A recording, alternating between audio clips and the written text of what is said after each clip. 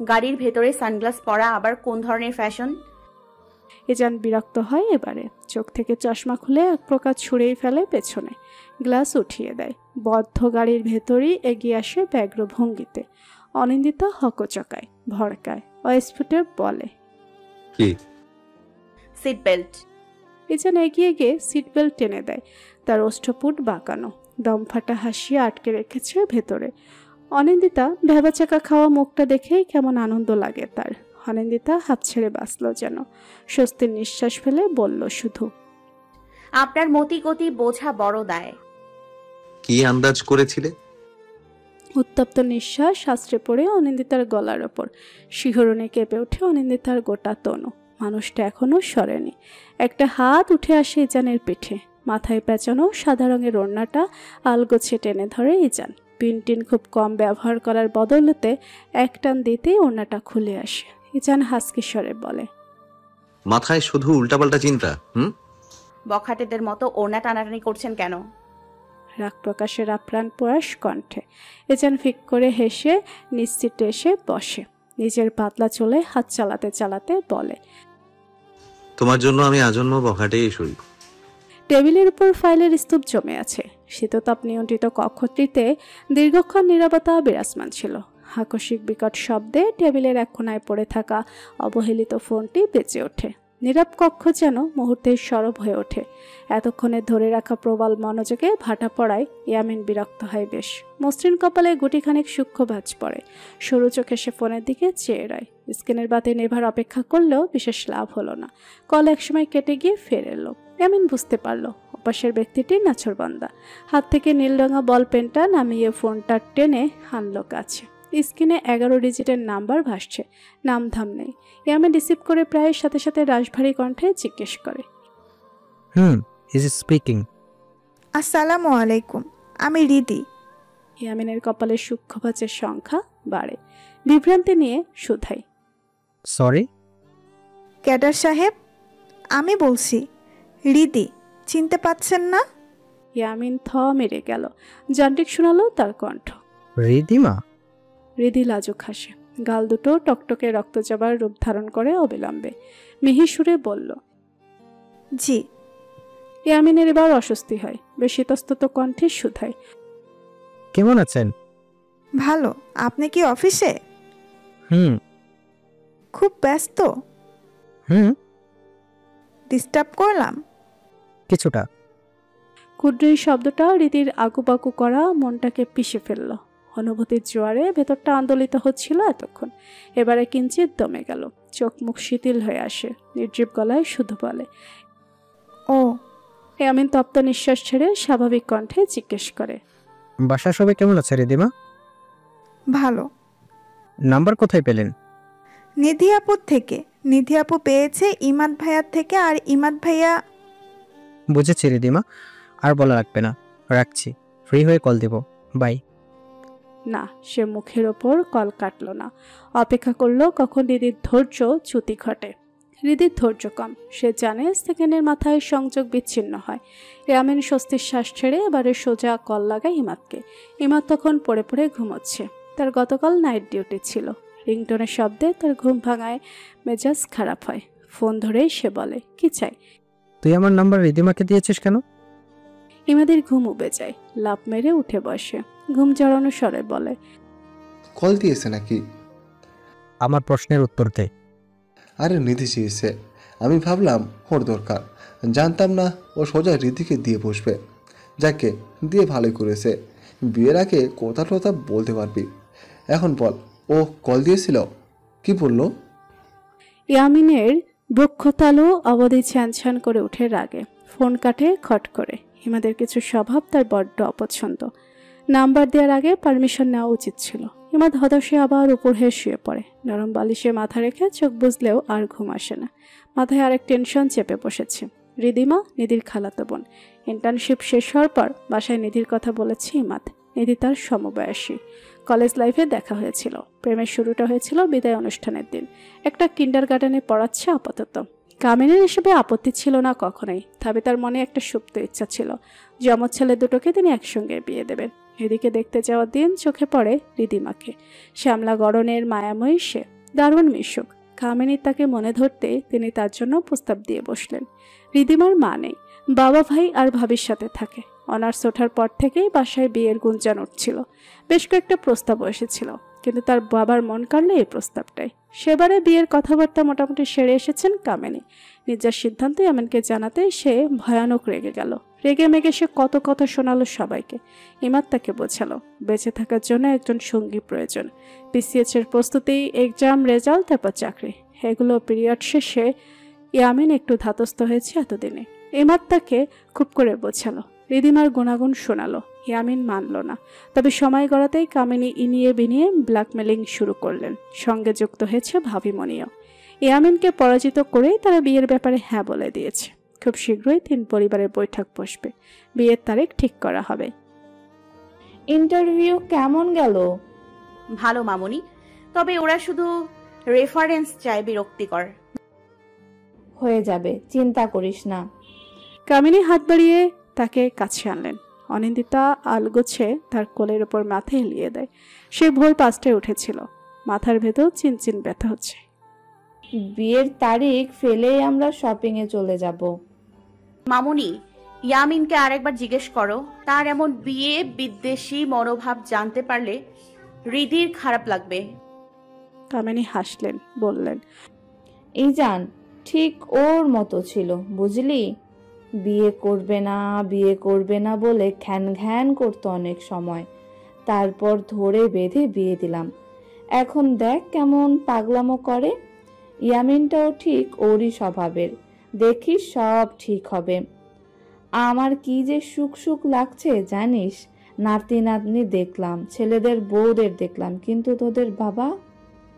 কণ্ঠ জড়িয়ে যায় কামিনীর। অনিন্দিতা উঠে বসে, তার হাত মুঠোয় নিয়ে বলে, মামুনি তুমি কাঁদলে কিন্তু আমিও কেঁদে দিব। কামিনী আলতো হেসে চোখ নামান। চিকচিক করা অশ্রুকণাগুলো লুকিয়ে তপ্ত নিঃশ্বাস ছাড়েন। তখনই রুমে হই হই করে প্রবেশ করে 3 জন। 2 ভাই বোনের 2 হাত ধরে হুল্লোড়ে মাতোয়ারা। অনিন্দিতা সরু চোখে ইউসির দিকে তাকালো, বলল, এই মাত্র না ঘুম পাড়িয়ে আসলাম। ইউসি ঠোঁট উল্টে বলে, ঘুমও শেষ মা। অথচ তার অবস্থা আলুথালু, যে কোনো সময় ঢলে পড়বে।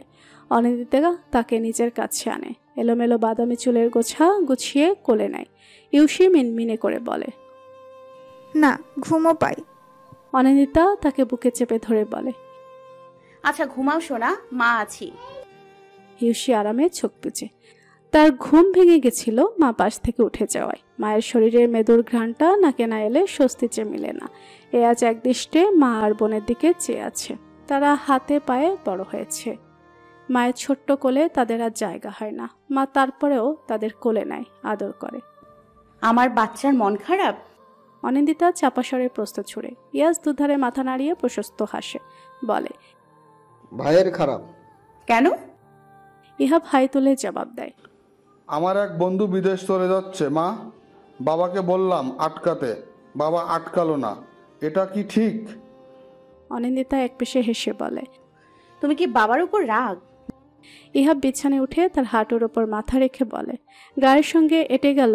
উদাস গলায় এক মোহনীয় বাক্য আড়ালো, না মা, বাবার উপর আমি কখনোই রাগ করতে পারি না। বিয়ের শপিং এসেও হৃদির মন খারাপ। চোখ শুধু ইমাদ আর নিধির দিকে যাচ্ছে ঘুরে ফিরে। ইয়ামিন নামক ব্যক্তিটি নাকি মহাব্যস্ত, কাজের দোহাই দিয়ে আসেনি। অথচ ইমাদ কি সুন্দর হসপিটাল থেকে ছুটে নিয়েছে। নিধির সঙ্গে গল্প করছে হাঁটার তালে তালে। হৃদির বুক চিরে দীর্ঘশ্বাস বেরিয়ে আসে। অ্যারেঞ্জ ম্যারেজ কি সত্যি এত গোলমেলে, নাকি মানুষটা ইয়ামিন খন্দকার বলেই সবটা গোলমেলে লাগছে তার নিকট? হৃদির একের পর এক শাড়ি দেখতে লাগলো। মুহূর্তে ব্যস্ত হয়ে গেল।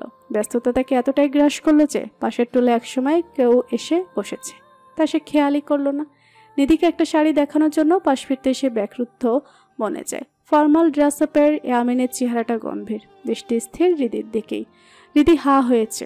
ইয়ামিন বিরক্ত হয়ে শুধায়, মুখ বন্ধ করা উচিত। হৃদি চটপট মুখে হাত চেপে ধরে সোজা হয়ে বসতেই ইয়ামিন ফের বলে, কেনাকাটা শেষ? জি না। কোনো মতে জবাব দেয় হৃদি। জলদি পছন্দ করুন। আপনি অফিস ছেড়ে চলে এলেন যে? ইয়ামিন গাঢ় চোখে তাকায়। দৃষ্টির স্বচ্ছতা হৃদির মনে অদ্ভুত ঝড় তোলে। সে নিজের নজর লোকাতে ব্যস্ত হয়। সে যে প্রথম দেখাই ইয়ামিনের প্রেমে পা পিছলে পড়েছে তা সে কোনোভাবেই ইয়ামিনকে জানতে দিতে চায় না, কিন্তু সরাসরি না জানালেও তার আচার আচরণের বিষয়টা ইতোমধ্যে ফুটে উঠেছে। চতুর ইয়ামিন আন্দাজ করে নিয়েছে বাকিটা। রিদিমা, কি রং পছন্দ আপনার? আচানক শীতল সুরের প্রশ্নে ঘাবড়ালো হৃদি। বলল, কালো। বিয়েতে কেউ কালো পরে না রিদিমা, অন্য কিছু বলুন। হৃদি ঠোঁট কামড়ে বলে, সেটা আমিও জানি, বিয়ের জন্য আমি এমনিতেও লাল রঙের শাড়িই নিতাম। ইয়ামিন এদিক ওদিক তাকায়। ইজানকে দেখতে পেয়ে ইশারায় বুঝে। এসেছি। ইজান অদূর থেকেই হাসে। চমৎকার সেই হাসির বিপরীতে ইয়ামিনের বিরক্তি ভাব উবে যায়।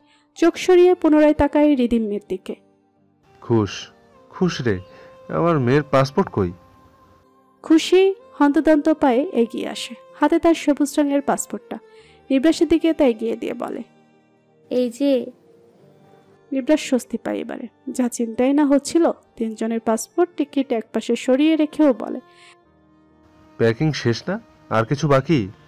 বাকি তো কত কিছুই নিব্রাস, গোটা কয়েক সেট কাপড়, টাকা পয়সা ছাড়া কি বা নিয়ে যাচ্ছি তেমন। নিব্রাস ফুস করে নিঃশ্বাস ছাড়ে। খুশির গালের নিচে হাত রেখে বলে, স্বপ্ন নিয়ে যাচ্ছি, তাও বা কম কিসে। নিশিন গুটিসুটি পায়ে রুমে ঢুকে ডাকে, আব্বু। ডান হাতে তার একটা সফট টয়। নিব্রাস বুঝে নেয়। এগিয়ে এসে খেলনাটা নিয়ে লাগেছে ভরতে ভরতে বলে, মারে, আর কত খেলনা নিবা? আর নেই আব্বু, শুধু একটু চুড়ি আছে। চুড়ি কে দিল? এহাব দিয়েছে বাবা। নিব্রাস থমকায় না, না বোঝার মতন সুর টানে। ইহাব? নিশিন ঘাড় কাত করে। মুষ্টিবদ্ধ বাম হাতটা পেছন থেকে সামনে আনে। একটা সোনালী রঙের স্টিলের চুড়ি। নিব্রাস শতবুদ্ধির মতো চেয়ে রয়। ইহাব ইজানের ছেলে, সেটা দিয়েছে তার মেয়েকে। নিশিন বলে, এটা নেই। খুশি এগিয়ে এসে বলে, অবশ্যই, এটাই তো আর ওয়েট বাড়াবে না। তুমি হাতে পরে নাও মা, তাহলে ওখানে গিয়ে আর খোঁজাখুঁজি লাগবে না। আচ্ছা, স্কুলের সবার থেকে বিদায় নিয়েছো? নিশিন শান্ত গলায় বলে, মা, আমরা কি আর আসবো না? খুশি চুপ হয়ে যায়। প্রশ্নাতুর নজরে তাকায় নিব্রাসের দিকে। নিব্রাস মেয়ের মাথায় হাত বুলিয়ে বলে, আসবো, অবশ্যই আসবো। 29 অক্টোবর 2023। আজ একটি বিশেষ এবং গুরুত্বপূর্ণ দিন। ইয়ামিন, রিদিমা আর ইমাদ নিধির বিয়ের দিন ছিল আজ। কি লাভ হলো অযথা রাগারাগি করে? সেই তো বিয়েটা করলি। ইমাদের কণ্ঠে বিদ্রুপ। ইয়ামিন সবচেয়ে বেশি চিৎকার চেঁচামেচি করেছে তার উপর। ইয়ামিন দাঁতে দাঁত পিষে মাথার সাদা পাগড়িটা খুলে ছুঁড়ে মারে ইমাদের দিকে। সাপের মতন হিসহিসায়। ইমাদ, ফালতু মজা আমার পছন্দ না। ইমাদ পাগড়িটা 2 হাতে ক্যাচ করে হেসে ওঠে। প্রকট শব্দে সেই হাসিতে গায়ে জ্বালা ধরে ইয়ামিনের। একসময় কোনো মতে হাসি থামিয়ে চাপা নিঃশ্বাস ছাড়ে সে। স্বস্তিতে অন্তর আজ পরিপূর্ণ। ও শান্ত গলায় বলল, ইয়ামিন, রীতির সঙ্গে খারাপ ব্যবহার করিস না কখনো। ও খুব আদরে বড় হয়েছে, মনটা নরম। তোর রাগ সামলাতে হিমশিম খাবে। দয়া করে ওর সঙ্গে মানিয়ে নিস।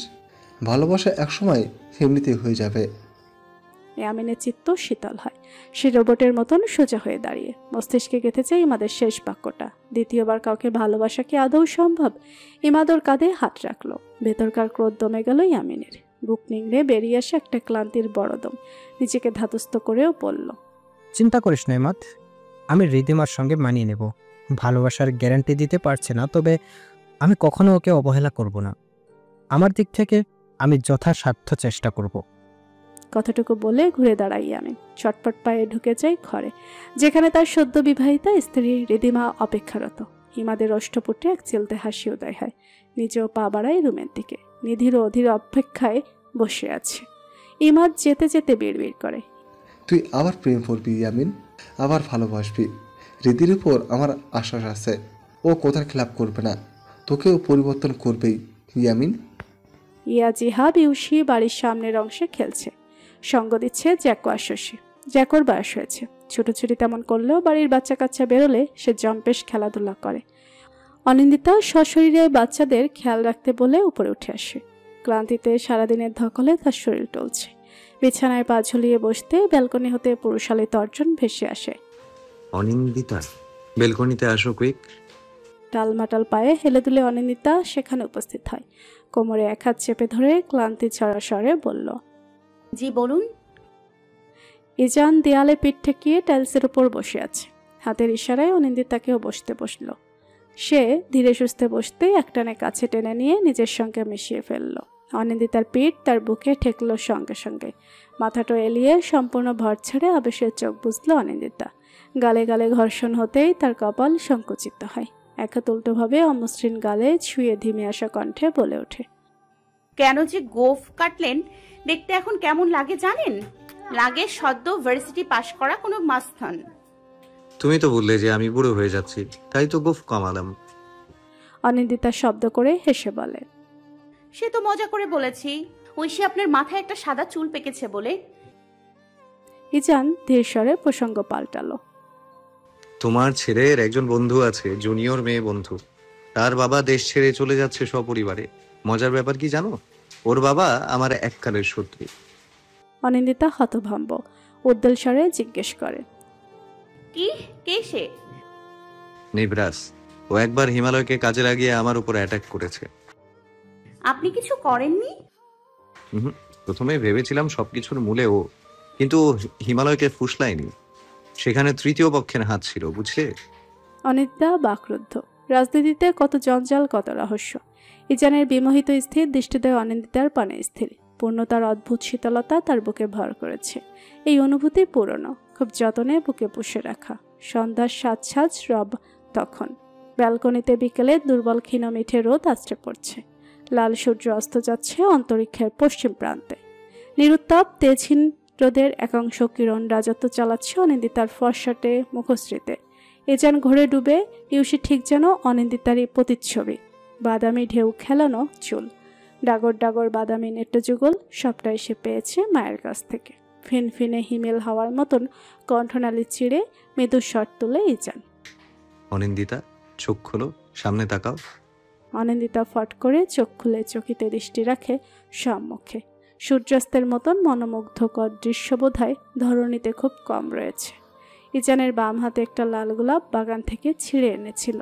অনিন্দিতার হাতের মুঠোয় সাবধানে সেটা ধরিয়ে সম্মোহনী কণ্ঠে উচ্চারণ করে, দেখতে পাচ্ছ অনি, সূর্যাস্তের মতো আমাদের শেষটাও সুন্দর। অনুভূতির আধিক্যে সিক্ত দুটি হৃদয়, অপ্রিয় সন্ধিতে আবদ্ধ হওয়া দুটো মনে আজ একই ভালোবাসার অনুভূতির জোয়ার। অপ্রিয় থেকে প্রিয়তে পরিণত হওয়ার সাক্ষী স্বরূপ রয়ে যাবে স্বয়ং এই সূর্যাস্ত, যার সমাপ্তি কেবলই সুন্দর।